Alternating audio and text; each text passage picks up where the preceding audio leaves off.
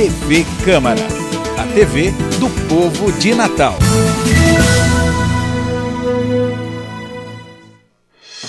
Tela de Justiça. Fique em dia com os assuntos jurídicos. Olá, estamos de volta com Tela de Justiça, trazendo as principais notícias jurídicas e entrevistas com aqueles que são destaques na área. No programa de hoje eu converso com o diretor da Justiça Federal no Rio Grande do Norte, juiz federal Marco Bruno Miranda, e o presidente da Associação Norte Rio Grandense dos Advogados Trabalhistas, Rodrigo Menezes. No ar, Tela de Justiça. Tela de Justiça. Magistrados do Rio Grande do Norte se concederam o direito de receber licença-prêmio de forma retroativa aos últimos 22 anos. A resolução aprovada pelo Tribunal de Justiça permite que os juízes embolsem os atrasados de uma só vez. A licença-prêmio garante a eles o descanso remunerado de 3 meses a cada 5 anos de trabalho. Um juiz que exerce atividade desde 1996, por exemplo, pode ganhar cerca de 300 mil de uma única vez, segundo os cálculos iniciais. Após a repercussão negativa da medida, o Corregedor Nacional de Justiça, o ministro João Otávio de Noronha, determinou a abertura de procedimento para apurar a constitucionalidade dessa lei estadual, que permite o pagamento de licença-prêmio retroativo de 2 décadas a magistrados do Rio Grande do Norte. O Conselho Nacional de Justiça também declarou que todos os tribunais brasileiros precisam de autorização prévia para pagar adicional a juízes e desembargadores, além do subsídio mensal. Em nota, o Tribunal de Justiça informou que não vai realizar o pagamento de licenças-prêmios não usufruídas por magistrados até o julgamento do recurso extraordinário pelo Supremo Tribunal Federal. A nota diz ainda que a resolução aprovada pela Corte tratou de regulamentar uma situação legal prevista na legislação estadual e que o usufruto de pecúnia não integra as prioridades ou meta da presidência do Tribunal de Justiça do Rio Grande do Norte. É mais uma questão se é legal ou se é imoral. Vamos aguardar os desdobramentos desse caso.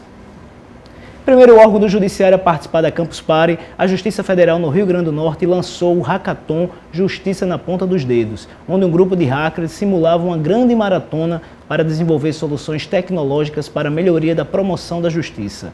Para falar mais sobre essa iniciativa pioneira, eu converso com o diretor do Foro da Justiça Federal no RN, o juiz Marco Bruno Miranda. Doutor Marco Bruno, seja bem-vindo ao Tela de Justiça. Agradeço, João. Prazer estar aqui novamente. Doutor Marco, a Justiça Federal sempre inovando. Agora, durante a Campus Party, realizada nos últimos dias na nossa cidade, esteve presente com um stand e um hackathon, né? Uma simulação onde vários hackers participaram dessa competição. Qual foi o resultado dessa ação da Justiça Federal? Acho que o resultado teve, digamos assim, múltiplas facetas. Primeiro que eu penso, a Justiça Federal levou muito a sério esse projeto para promover uma maior interação com os jovens, né? A gente vive um momento em que a Justiça está protagonizando tanto, diversos temas no país e estar junto a esse público é muito importante, porque é um público que tem vocação à inovação e eu costumo defender que essa é uma vocação também da Justiça Federal aqui no nosso estado. Nós então promovemos um hackathon, nós tínhamos um stand no local e nós também contribuímos com conteúdo. Eu fui palestrante do evento, tive a honra de ser convidado para ser palestrante do evento, para falar sobre inovação. E com isso a gente teve durante esses 3 dias uma convivência intensa, não é, com a juventude do nosso estado e do país como um todo, discutindo tecnologia, discutindo inovação.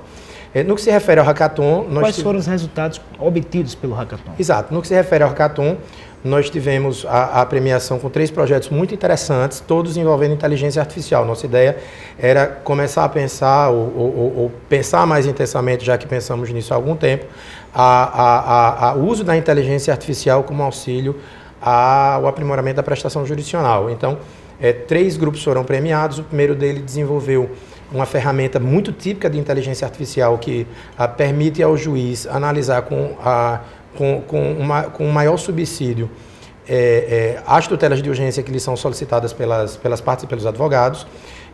Basicamente, a ferramenta permite uma leitura a partir dos critérios do sistema do pedido que é formulado e, a partir dessa leitura, apresenta uma probabilidade histórica de concessão ao juiz para que ele, de alguma forma, ele se orienta quanto ao seu próprio entendimento, ele facilita com que o juiz recupere o seu próprio histórico no momento de julgar, como forma de oferecer segurança jurídica e como forma também de que ele encontre mais facilmente os subsídios que ele próprio se utilizou e que a justiça toda se utilizou para apreciação daquele tema. Essa foi a solução vencedora. Essa foi a solução vencedora, que foi, salvo engano, de um grupo daqui de Natal.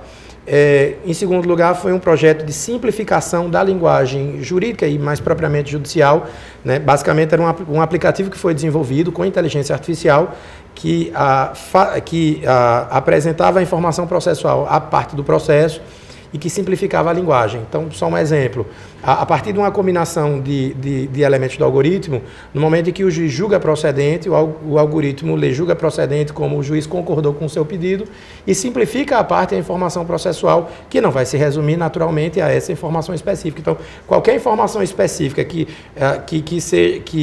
no sistema judicial seja colocada a partir de uma terminologia técnica, é simplificada para que a parte compreenda melhor o que aquilo representa para ela no processo.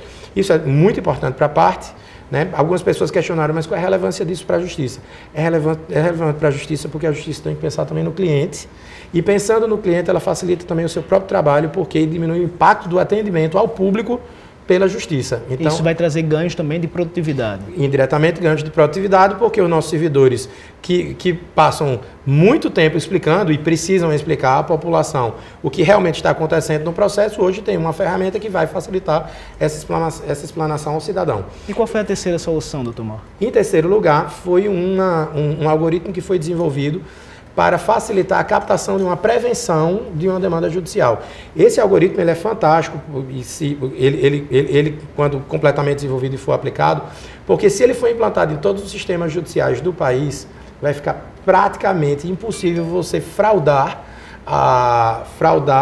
a distribuição de processo no Brasil, fraudar a litispendência, fraudar a eventual coisa julgada, porque o algoritmo vai ter, né, vai oferecer diretamente os subsídios, vai acender uma luz vermelha no momento em que a ação for ajuizada em litispendência ou em coisa julgada.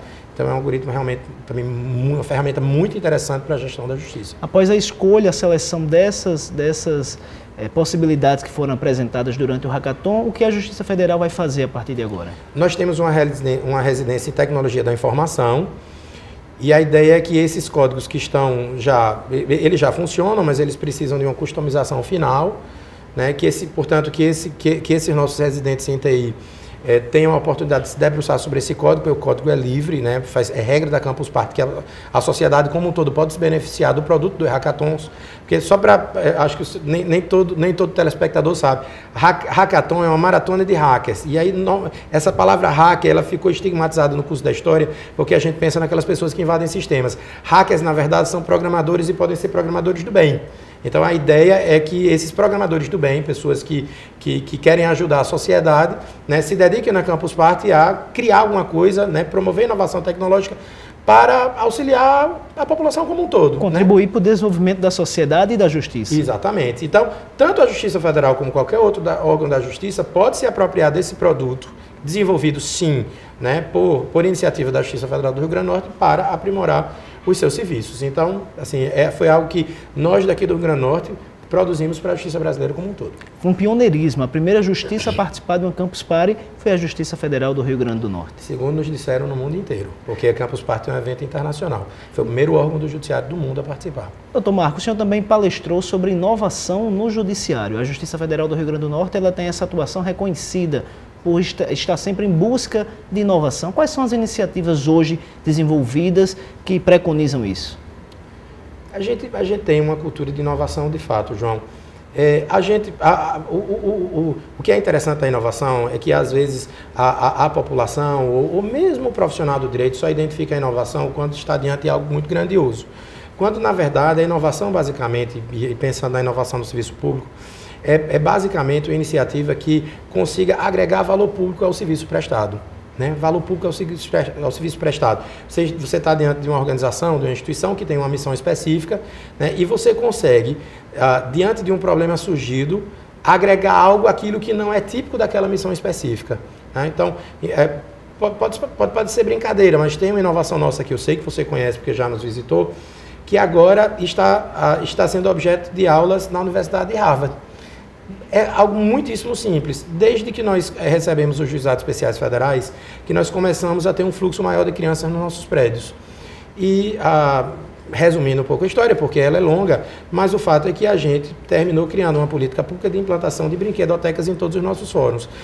Agregadas às brinquedotecas vieram outras ações, como a criação de um vídeo institucional infantil, como a criação de um gibi educativo e também com algo mais antigo que também se agrega a isso, que é o simples recebimento de crianças nas nossas instalações para compreender o valor justiça.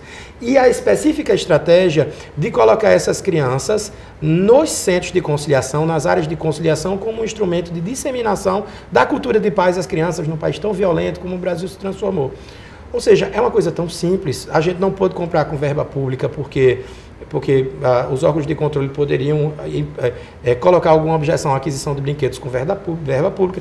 Nós nos utilizamos do projeto Quinta Jurídica para arrecadação, mas veja bem, num determinado momento nós nos aproveitamos de uma greve dos nossos funcionários e nós conseguimos convencer os sindicatos a arrecadarem brinquedos num protesto, foi a primeira grande arrecadação, como forma de mostrar que eles estavam reivindicando, mas não estavam negando o importante papel social que desenvolvem na prestação da justiça, porque nós sabemos que o servidor da Justiça Federal é muito, muito bom, é reconhecido pela comunidade jurídica que nos assiste, né? E estavam vivendo um momento muito difícil, e ele não queria se desvincular desse compromisso histórico institucional que ele tem com a prestação jurisdicional, ou seja, foi uma arrecadação numa greve, né? E aí nós conseguimos criar uma política pública, eu narrei essa história no curso que fiz da Universidade de Harvard. A professora que se utilizava de um case norte-americano que envolvia crianças numa biblioteca disse: eu acho muito mais impactante a inovação, acho muito mais interessante discutir nesse caso, né? E a partir de agosto, o case me foi enviado em definitivo na semana passada, a partir de agosto, as aulas dessa professora serão baseadas numa estratégia da Justiça Federal do Rio Grande do Norte. E aí, como essa, eu terei várias, né? Se houver tempo, eu tenho. São iniciativas simples, mas que agregam valor, que fazem um diferencial por jurisdicionado. E o objetivo da inovação é justamente esse. Eu costumo dizer, a inovação, primeiro, ela está nas profundezas dos seus devaneios. Segundo, ela pode ser algo extremamente simples. Aliás, ela deve ser algo extremamente simples, senão ela dificilmente será implementada para virar algo grandioso no futuro. Quando a gente fala em inovação no judiciário, também a gente remete ao processo judicial eletrônico. Existe um judiciário antes do PJE e um judiciário após o PJE. E agora se fala em inteligência artificial. A inteligência artificial é uma realidade hoje dentro do judiciário, doutor Marco? É uma realidade em construção. Nós já temos alguns sistemas que têm algumas ferramentas de inteligência artificial, mas não é algo definitivamente incorporado no nosso dia a dia. A advocacia está mais avançada do que a justiça nesse campo. Hoje em dia, o planejamento de atividade de muitos escritórios de advocacia mais massificados e mesmo da Advocacia Geral da União já leva em consideração, sim, algumas ferramentas de inteligência artificial. A nossa ideia é trazer isso também para a justiça, que já começamos, mas ainda há um caminho grande a percorrer. Por que a justiça termina enfrentando a dificuldade maior? Você falou, por exemplo, do processo judicial eletrônico. Nessas situações. Eu participei em 2008, 2009 de uma comissão que propunha a criação de um processo unificado para toda a Justiça Federal, era a comissão do EJUDE. Essa comissão terminou naufragando porque nós começamos a consultar, a partir do planejamento que fizemos do que seria um processo eletrônico perfeito, as empresas que estariam aptas a desenvolver o sistema. Para nossa surpresa, a informação que nós recebemos das empresas é de que nenhum sistema eletrônico no Brasil seria tão complexo quanto o sistema da Justiça.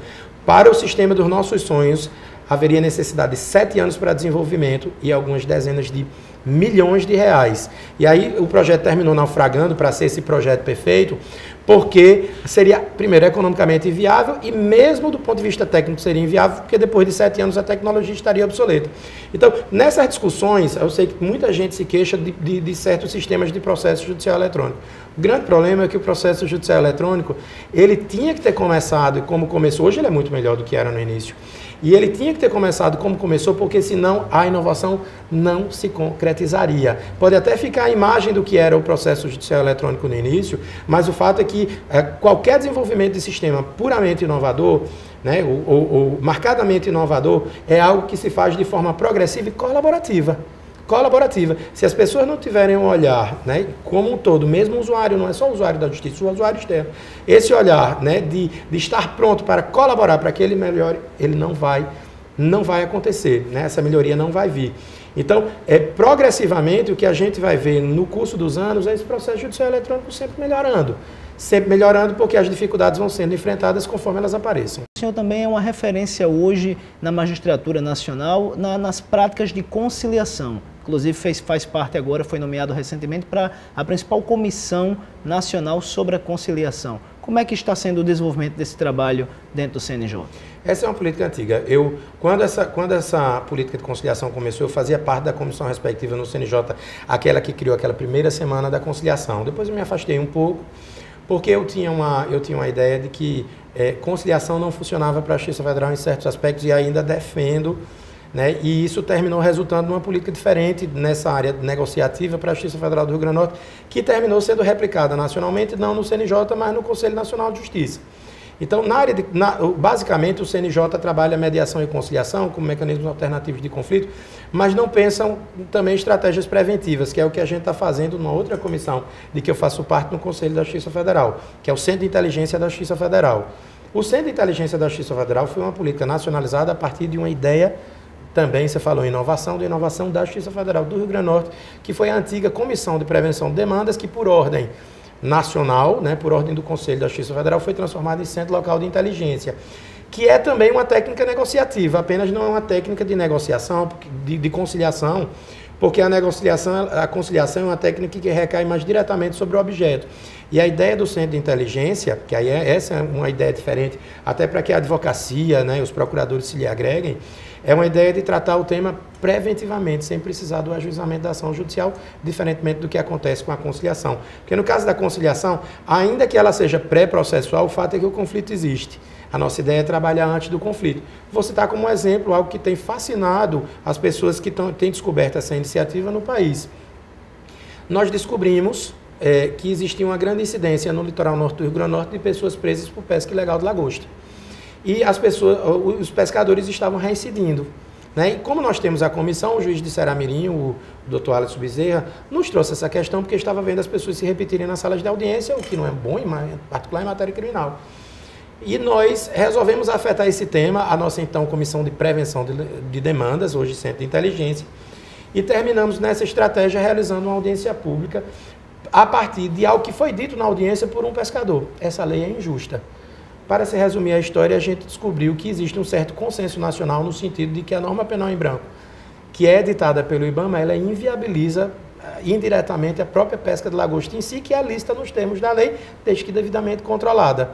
Resultado, a gente estava descobrindo que as pessoas estavam sendo criminalmente condenadas a partir de uma roupagem jurídica absolutamente falsa, né? Então, e isso era demanda que vinha para a justiça, que impactava muito negativamente a população e que gerava uma profunda injustiça social.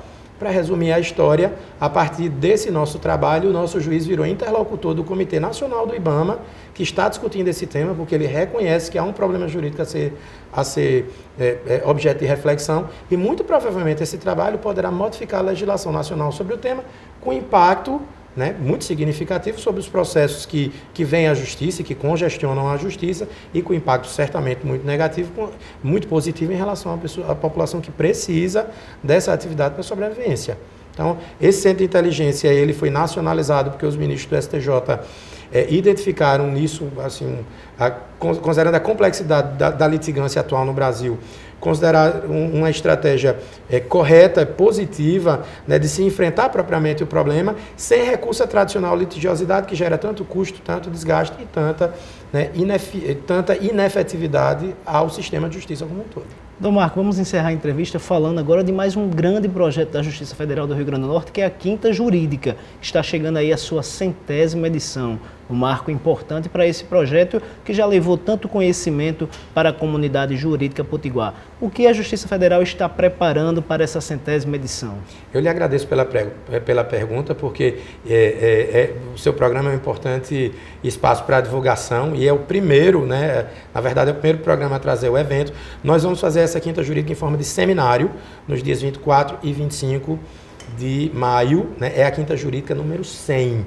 Eu acho que eu desconheço um evento de qualquer área no estado do Rio Grande do Norte que tenha atingido a centésima edição.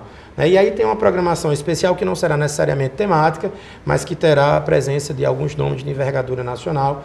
Já temos os nomes confirmados? Temos alguns nomes confirmados. Nós temos a abertura com o professor Marcelo Neves, está confirmado. Nós temos os ministros do STJ, Luiz Alberto Gugel de Faria, Marcelo Navarro, Nefe Cordeiro. Temos alguns nomes do TRF Quinta Região, alguns nomes locais. Do TRF Quinta Região nós temos confirmado, por exemplo, o desembargador Rubens Canuto. E temos alguns nomes que ainda estão em tratativas, né, para fechamento da programação definitiva. A partir de agora, ainda que parcialmente a programação já será divulgada para que a população possa se inscrever. Lembrando que o evento é gratuito, né? Para a entrada é necessária apenas a doação de 2 quilos de alimentos não perecíveis, e isso não vai mudar no contexto desse evento. Grandes nomes para marcar esse projeto consolidado e muito aplaudido pela comunidade jurídica do Estado. Doutor Marcos, eu quero lhe parabenizar pela atuação, por esse pioneirismo que o senhor vem dedicando à frente da Justiça Federal do Rio Grande do Norte, por todo esse trabalho de inovação. Quem ganha com isso é o jurisdicionado, é aquele que mais precisa dos serviços oferecidos pelo Judiciário. Eu que agradeço, é um prazer estar aqui com você, né, e agradeço também pelas palavras. Muito obrigado. Vamos a um rápido intervalo e no próximo bloco eu converso com o presidente da Associação Norte Rio Grandense dos Advogados Trabalhistas, Rodrigo Menezes. Tela de Justiça volta já. Tela de Justiça. Eu espero voltar para minha casa. Você sonha em voltar para sua casa? Você acha que isso pode acontecer ainda? É uma realidade da vida, né? Nenhuma família vai querer um jovem que esteja num abrigo, que tenha vários perfis de adolescentes, de várias formas, várias vivências. Eu acho que é uma das coisas que eu mais sinto falta, que é da minha família.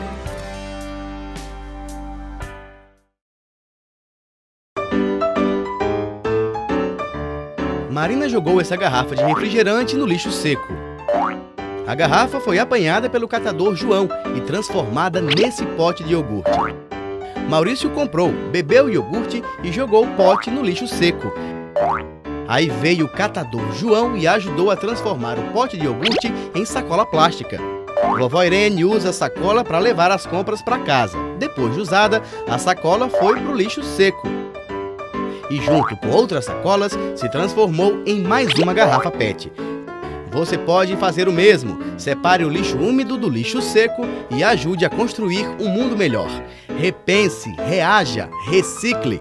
Uma iniciativa do Instituto Federal de Educação, Ciência e Tecnologia do Rio Grande do Norte. O trabalho escravo ainda existe no Brasil e tira a dignidade de muita gente com trabalhos forçados e jornadas exaustivas. São pessoas submetidas a condições degradantes. O Ministério Público Federal atua para combater esse crime, punir os responsáveis e resgatar a dignidade desses trabalhadores. Vamos juntos combater o trabalho escravo e limpar essa mancha da nossa sociedade. Ministério Público Federal, seu direito, nosso dever. Nós temos o lema da escola, que é compromisso em busca de qualidade. A partir do momento que o programa veio, foi uma motivação maior, porque a gente começou a ver com outros olhos a maneira de você levar essa leitura para os alunos. Não aquela leitura de cobrança, ler e depois cobrar. Não, a leitura mais prazerosa. Participe e acompanhe a escola pública. Escola pública de qualidade. Aqui a gente aprende. O que é importante ter uma família? Ter amor e carinho.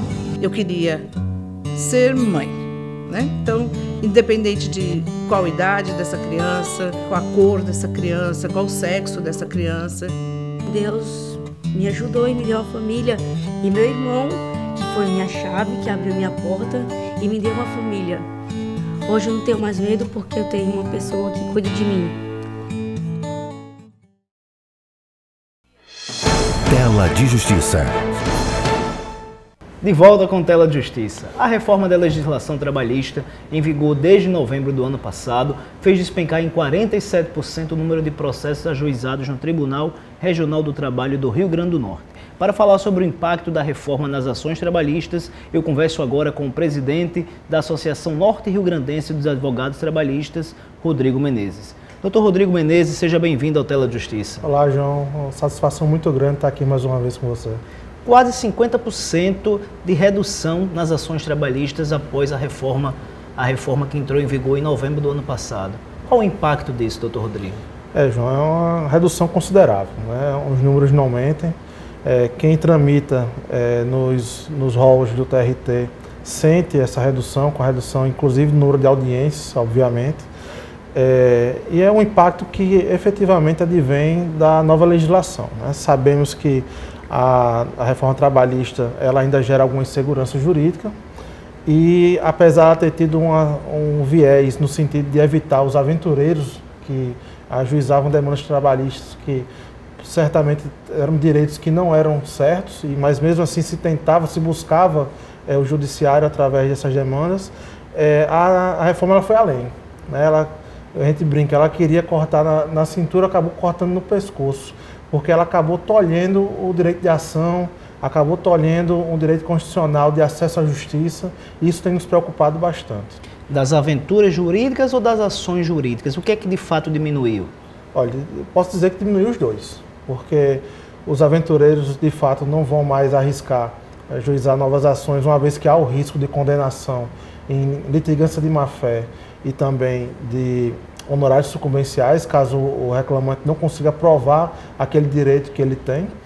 E, em razão disso, aqueles também que buscam um direito que depende de uma prova, às vezes uma prova pericial, uma prova testemunhal, eles também ficam com receio de ajuizar essa demanda, porque eles podem vir a sair, ao invés de um crédito, sair com um débito, né? É muito comum, João, o advogado trabalhista ele ajuizar uma demanda, né? É importante que se diga que toda ação tem seu risco, né? Às vezes o reclamante ele tem um bom direito, mas ele não consegue comprovar aquele direito numa audiência, né?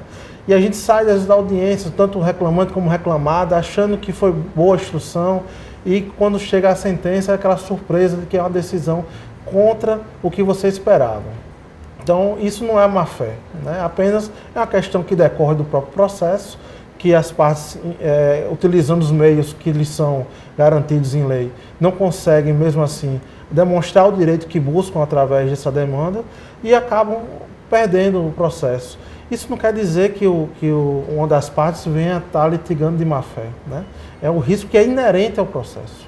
Mas é fato que existe uma reflexão maior hoje antes de se judicializar aquela determinada questão. Sem dúvida nenhuma, né? O advogado, cabe a ele também explicar ao reclamante o risco, né? Ao cliente o risco daquela demanda, como o advogado de reclamado também explica ao seu cliente o risco que ele corre em não realizar um acordo, né? E esperar um julgamento, né? A gente sabe que essa redução ela advém de fato de um temor do trabalhador hoje de ajuizar essas demandas, muito embora também tenha que considerar que pouco antes da vigência da nova lei, houve um ajuizamento muito grande de demandas, isso tende a estabilizar, né?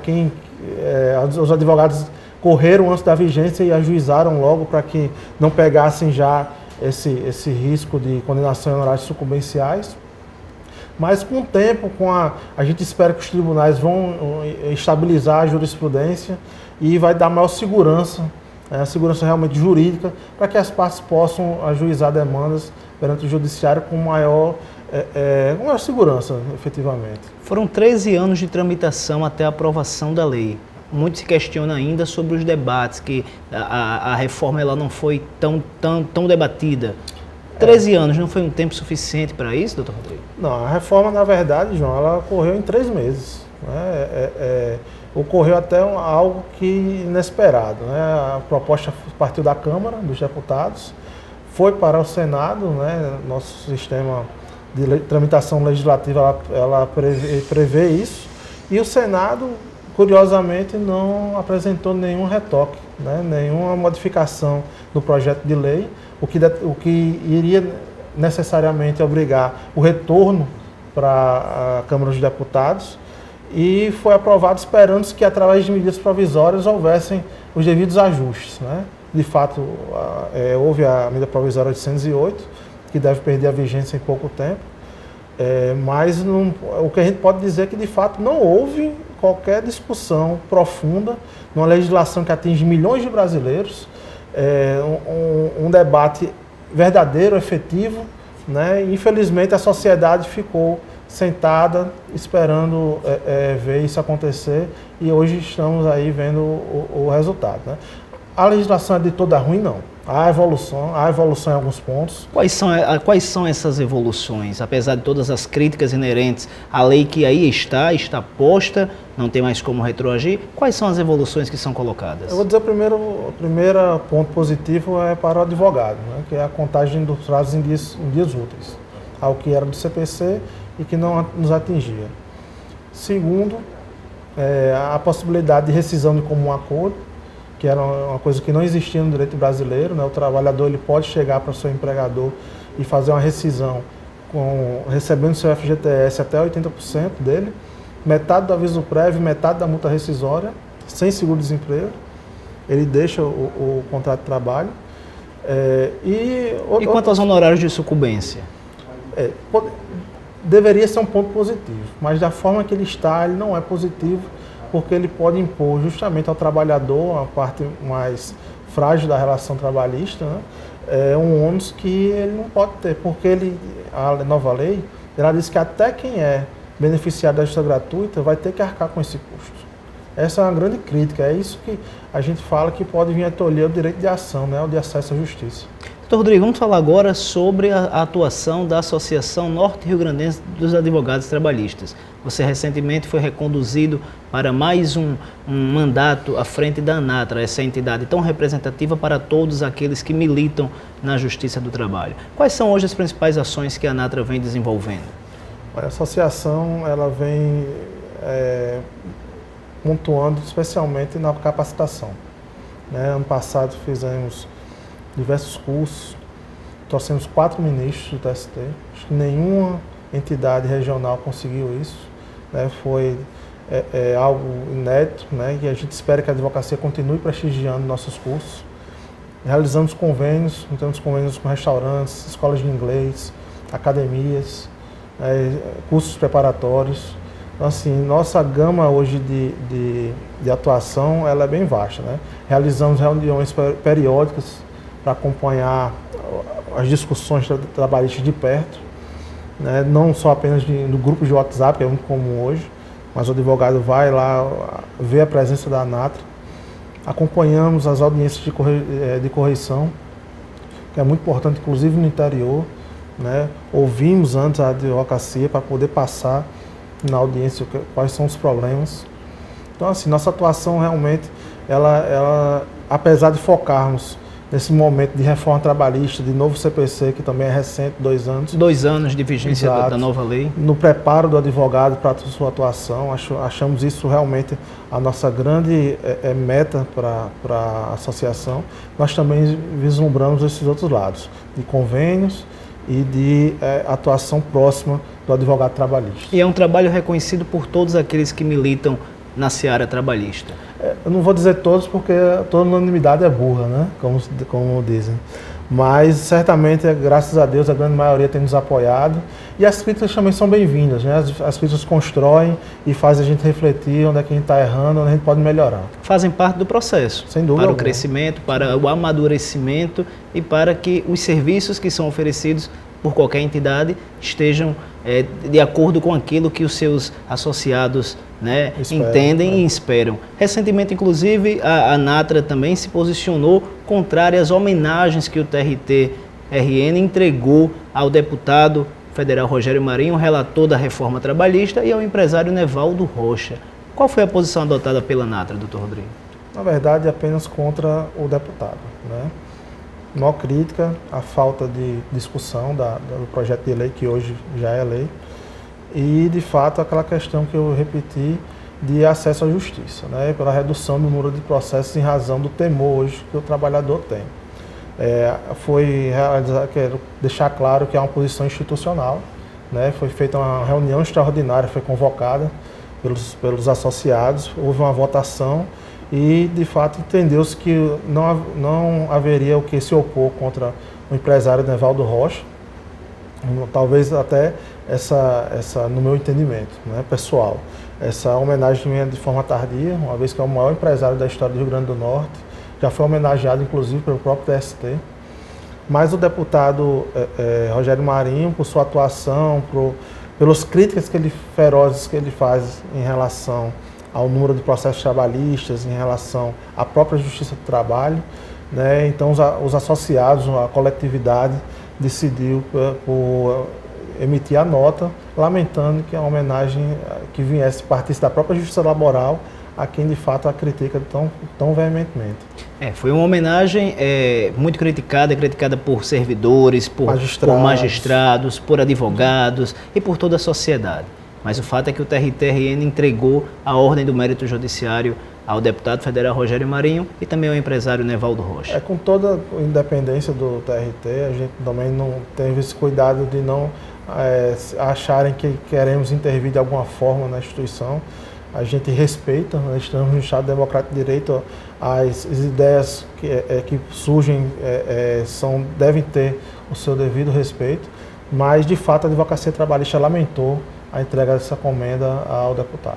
Doutor Rodrigo, você também integra a diretoria da Caixa de Assistência dos Advogados do Rio Grande do Norte. Como está a atuação hoje da CAARN, esse braço social da Ordem dos Advogados do Brasil no Rio Grande do Norte? Olha, a Caixa vem crescendo, né? A advocacia trabalhista, a advocacia como um todo vem crescendo, a Caixa acompanha isso. A nova sede ajuda bastante, né? O presidente Tiago tem feito uma gestão bastante democrática, atendendo diversos pedidos. Recentemente realizamos a parte de esporte, acho que vem sendo muito bem atendida. Realizamos o primeiro torneio de tênis de CAARN da OAB. Eu tive a felicidade de ficar à frente desse torneio.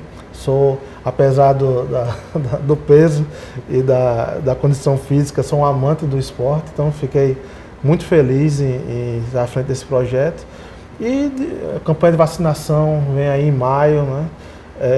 Atendimento também às salas do interior, às salas da OAB.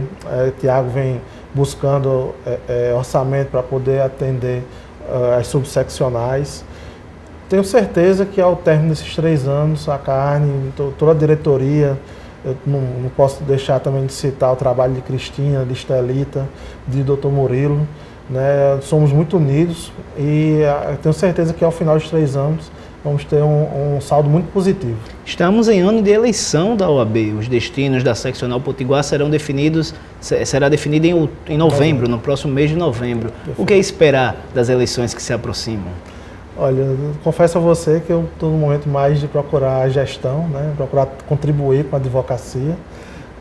Ainda não paramos para pensar. A tendência, de fato, permanecemos com o grupo da situação. Eu hoje me sinto muito bem com o Paulo Coutinho e com Marisa, né? Eu não me vejo distante deles, né?